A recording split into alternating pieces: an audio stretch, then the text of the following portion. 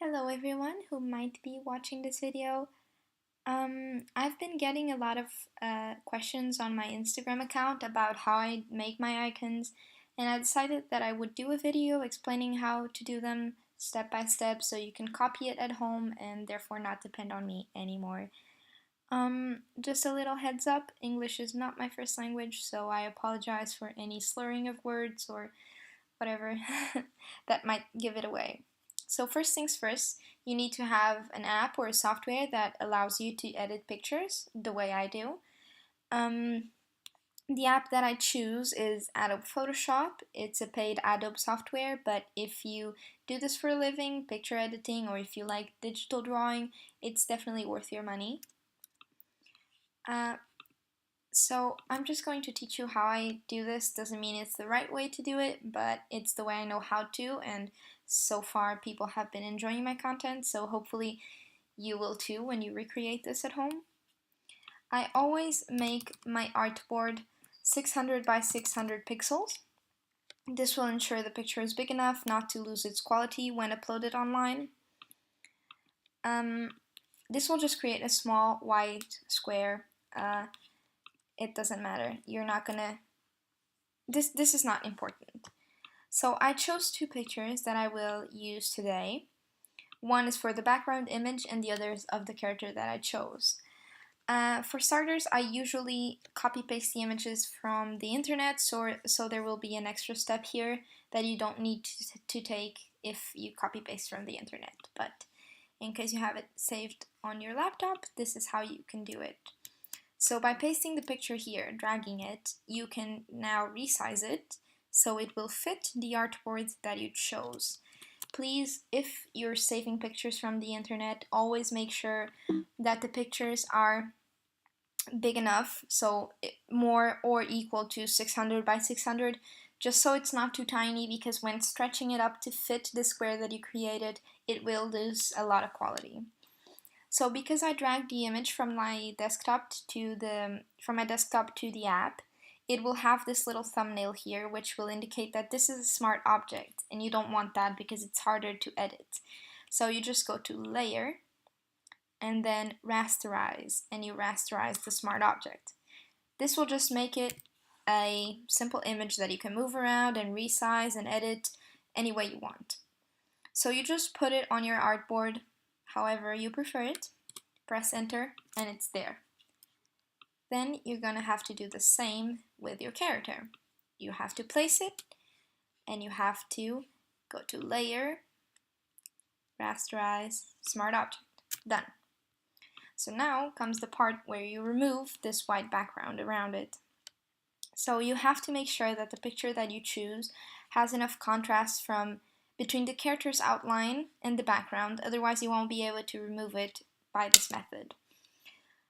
This one is black against white, so it's perfect. It's going to remove the background seamlessly. I use the wand tool to remove the background. You can, enable it by clicking W and clicking the layer that you want to remove the background from. Then you just select it and you press the delete key, and it will delete the background immediately. Then you just position and resize your character however you might like it. Enter, and it's placed. Now this is the part where I edit the pictures themselves instead of just resizing and removing backgrounds. I go to the image option, adjustments, and then brightness contrast to edit the character. I always put the contrast in maximum, making sure that the black is as black as it can possibly be, so there's enough contrast between the details and the background of the character, the skin, the hair. And then I adjust brightness. You just adjust it and put it however you might prefer it. I'd like it around here somewhere. Okay, and it's done. Then, to make sure that your character has as much quality as it can possibly get, you go to Filter, you go to Sharpen, and Sharpen again. And it will sharpen your image, making sure that the black is blacker and the white is whiter. You can do this however many times you might need to make your image look as much quality as you can. After this, you select the manga cap again, you select FX, and you have this option here, which is drop shadow. Photoshop has this very easily put, but I'm sure other apps have an option like this as well. So you just click drop shadow, and you adjust it however you might like it. I usually always put it on 172 degrees, 20, 20, 20. Very easy, and it creates a shadow between the character and its background. Then all I do is go to the background image, image option, adjustments, exposure. And then I play with the offset and the gamma correction. The offset just a little bit, because if you put a lot, it will look like this. It will make it very white, and I personally don't think it looks very good. So you just put a tiny, tiny bit, and then you play around with the gamma correction between that, that, and that. All I do is put it around like 120, 130, just to make sure that there's enough contrast between the background and the character so that the character is the main piece.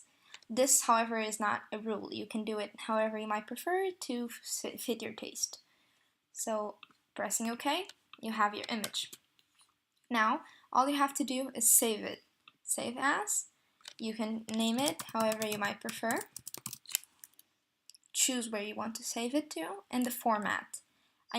You can pick JPEG, of course, but I always pick JPEG 2000 because it will ensure it will have the most quality for printing, for posting online, for whatever you might want.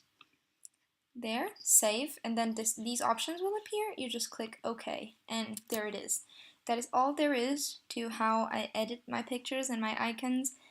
So it's very easy if you have Photoshop. If not, you can always try to recreate these steps on the other apps that you use, trying to figure out what the tools might be. So I hope this is helpful in some way so that you don't depend on me as much anymore. So thank you for watching, and I'll see you next time.